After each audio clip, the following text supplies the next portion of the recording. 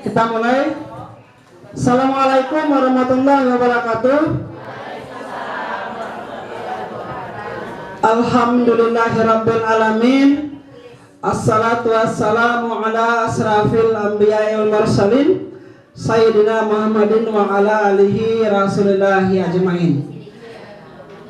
Bapak Ibu pengurus KKG yang saya hormati, Bapak Ibu anggota KKG Gugus 2, seluruh guru yang tergabung dalam gugus kita yang berbahagia. Puji syukur mari kita panjatkan hadirat Allah Subhanahu wa taala. Pada pagi hari menjelang siang ini kami ucapkan terima kasih telah hadir di sini dalam keadaan sehat walafiat tanpa halangan sedikit pun. Dan kegiatan kita ini tentunya akan mendapatkan ridho dari Allah Subhanahu wa taala. Salawat dan salam semoga selalu tercurah kepada junjungan kita Nabi besar Muhammad sallallahu alaihi wasallam. Allahumma shalli ala Muhammad wa ala ali Muhammad. Oke Bapak Ibu, saya ingin menjelaskan sedikit kepada Bapak Ibu, dikit saja ya. Tidak usah terlalu banyak, mungkin materi ini tidak terlalu saya kuasai.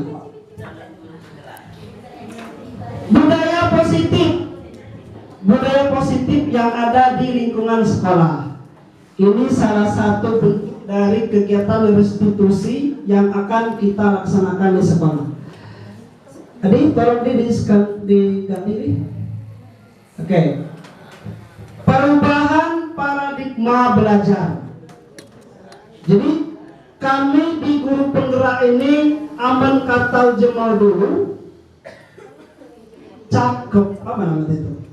Nah, ganti cakep dulu.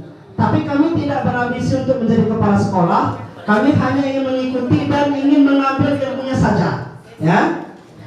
Nah, apa itu perubahan belajar? Paradigma belajar.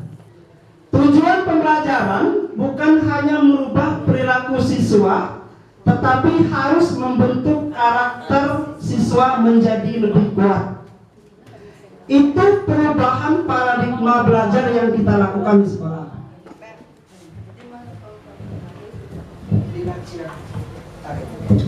Nah, artinya kita sebagai seorang guru bukan hanya menjadikan siswa itu dia malas jadi dia malas, tapi merubah sikap dan perilaku dia itu yang paling utama. Misalnya anak ini selama ini sikapnya kurang sopan dengan bapak ibu. Mungkin kita sudah pernah lihat di sekolah. Anak-anak itu kalau lewat depan kita dia tidak lagi memberikan rasa sopan dengan membungkukkan sedikit badan. Tidak pernah lagi. Nah, bagaimana cara guru merubah hal itu? Merubah mindset itu menjadi anak yang lebih peduli dengan kesopanannya. Itu tentang perubahan paradigma belajar. Lanjut. Disiplin positif dan nilai kebijakan universal. Disiplin positif itu adalah belajar untuk kontrol diri agar dapat mencapai suatu tujuan mulia. Sedangkan kebijakan universal adalah sifat-sifat positif manusia yang merupakan tujuan mulia yang ingin dicapai di setiap individu. Bapak Ibu, kita sekarang masih belajar di kurikulum 2013. Nanti ke depan kita akan mengalami bagaimana, seperti apa kita menjalankan kurikulum merdeka. Semuanya nanti mau tidak mau kita akan terima kurikulum itu. Di sini mungkin Bapak Ibu sudah ada yang paham dan menguasai bagaimana pembelajaran menggunakan sistem kurikulum merdeka. Itu ada di profil Pancasila. Profil Pancasila itu ada beriman, bertakwa kepada Tuhan Yang Maha Esa, berakhlak mulia, mandiri, bernalar kritis, berkebinekaan global, dan bergotong royong serta kreatif. Itu ya yang dikatakan dengan profil Pancasila. Lanjut nih. Ada 3 motivasi perilaku manusia. Yang pertama untuk menghindari ketidaknyamanan atau hukuman. Yang kedua, untuk mendapatkan imbalan atau penghargaan dari orang lain. Terus yang ketiga, untuk menjadi orang yang mereka inginkan dan menghargai diri sendiri dengan nilai-nilai yang mereka percaya. Perilaku murid itu yang harus kita ubah, ya. Selain itu, kita sebagai guru, kalau selama ini kita lebih ke arah menghukum, kita kasih hukuman anak itu ketika dia melanggar atau dia tidak disiplin. Hukuman yang kita berikan itu mungkin berbentuk hukuman fisik atau kata-kata yang kasar. Nah, selama ini yang kami dapatkan dari program guru penggerak ini, ketika kita memarahi anak itu tidak boleh lagi yang mengatakan kasar, membentak, dan sebagainya. Itu nanti akan kita bahas di segmen selanjutnya. Silakan nih, lanjut. Hukuman, penghargaan, dan restitusi. Yang mana yang akan kita pilih? Hukumankah, atau penghargaan, atau restitusi? Lanjut nih. Oke, lanjut. Lanjut. Oke, hukuman. Hukuman itu bersifat tidak terencana atau tiba-tiba. Anak atau murid tidak tahu apa yang akan terjadi dan tidak dilibatkan. Hukuman bersifat satu arah dari pihak guru yang memberikan, dan murid hanya menerima satu hukuman tanpa melalui suatu kesepakatan atau pengarahan dari pihak guru baik sebelum dan sesudahnya. Nah, itu yang mengenai hukuman. Kira-kira begini Bapak Ibu, sekolah atau kelas kita memiliki sebuah aturan. Misalnya anak dilarang datang terlambat, atau anak harus memakai seragam pada hari itu. Ya. Nah, ketika anak itu melanggar hukuman itu, melanggar peraturan itu, maka kita akan secara tiba-tiba menghukum anak tersebut, mungkin juga hukuman fisik atau hukuman yang lainnya. Dan itu tidak diperbolehkan untuk menghukum secara fisik. Penghargaan adalah suatu yang diberikan kepada perorangan atau kelompok jika mereka melakukan suatu keunggulan di bidang tertentu. Nah, jadi penghargaan itu wajib boleh kita berikan kepada anak apabila anak tersebut telah menyelesaikan suatu persoalan yang berhubungan dengan dirinya sendiri. Lanjut. Restitusi adalah proses menciptakan kondisi bagi murid untuk memperbaiki kesalahan mereka, sehingga mereka bisa kembali pada kelompok mereka dengan karakter yang lebih kuat. Itu menurut dosen pada tahun 2004. Sedikit lagi Bapak Ibu ya, tidak terlalu lama. Silakan lanjut dulu. Kebutuhan dasar manusia itu ada 5. Kebutuhan untuk bertahan hidup, kasih sayang dan rasa diterima, kebebasan, kesenangan, dan penguasaan atau power. Lanjut. Restitusi itu 5 posisi kontrol. Berdasarkan teori kontrol dari William Gesser itu ada 5. Posisi kontrol kita itu pertama sebagai penghukum, kedua pembuat rasa bersalah, ketiga kita sebagai teman oleh siswa, yang keempat kita sebagai pemantau, dan 5 sebagai manajer. Apa fungsi kita sebagai penghukum? Kita sebagai penghukum, apa yang dilakukan oleh guru? Guru menghardik, menunjuk-nunjuk, menyakiti, menyindir. Nah, itu tidak boleh tuh. Misalnya guru berkata, saya akan, nah misalnya tidak diapa-apa ketika anak itu melanggar, kamu tidak melakukannya. Itu nanti ada sama. Itu tergantung dari kesalahan anak. Penghukum. Terus ada pembuat rasa bersalah. Guru itu sering berceramah, menunjukkan kekecewaan mendalam kepada anak didik. Itu pembuat rasa bersalah. Itu kontrol yang negatif. Ada yang positif.